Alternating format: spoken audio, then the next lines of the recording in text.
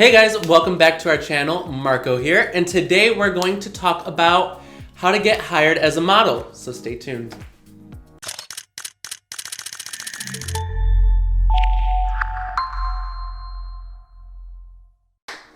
Okay, so the core fundamental factor that you have to remember is you have to provide value to whomever it is that you're applying, because without that, there's no project. Which leads me to my next point.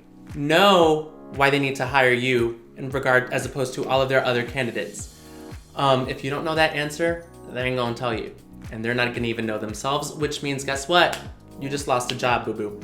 So definitely when you're applying for the audition or when you're on the way to the audition, have a premeditated answer in your head that you can deliver authentically and confidently.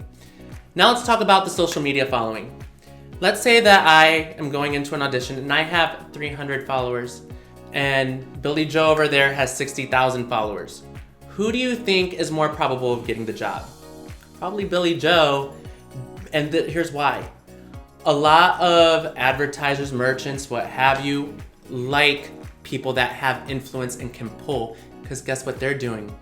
They're advertising for them, which means they might be touching a different demographic that their advertising alone wouldn't be able to do. And with that comes skill level people. So skill level will always remain a fundamental hiring factor. If you're a rookie, be prepared for some no's, but that's okay. All auditions are learning experiences. We all get told no time and time again, every now and then, whatever. But remember this, today's no, maybe tomorrow's yes. So tying in with skill factor comes being able to work well with people around you. You do not want to outshine your other colleagues, and here's why. These projects with modeling, the purpose of modeling is to be able to sell things. If you're outshining the group, and this is a group project, or if you're outshining the photographer or have a nasty attitude, it lacks professionalism, which reflects poorly on, I don't care how good your portfolio is, it reflects poorly on you. And they're gonna get turned off by you. You may even risk losing your job with that project and getting replaced, and nobody wants that, right? So just be able to work well around you, because the goal is to complement each other. Teamwork make the dream work, like they say. And don't be afraid to stay persistent if you get told no. 6 months may go by. This is where it comes in with, keeping up that skill level. You don't want to get rusty. Don't lose touch. Don't lose faith. Keep on trucking and keep on practicing. 6 months may go by. You may have gotten a little better, whatever, what have you.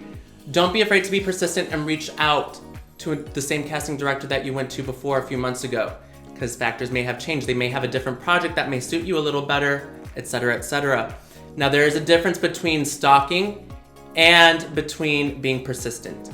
You do not want to hit up that casting director every single week and ask them, hey, do you have any jobs for me? Hey, what can I do for you? Blah, blah, blah, blah, blah. I really want to work. I really want to do this, because that's just going to turn them off completely, and then you'll just be guaranteed an automatic no. And again, remember this with anything. Any audition is learning experience. There's always something to be taken away from. And I think it's Webster Dictionary that says it best. Insanity is expecting a different outcome with the same input. Always get constructive criticism. Don't be afraid of it, because guess what? It's gonna lead to success later on. I hope that this video was informative for you, and hopefully this will help you on some castings. If there's anything that I may have missed or anything that you would like us to talk about on this topic below, please don't be afraid to comment. And as always, like and subscribe. Follow us on Instagram.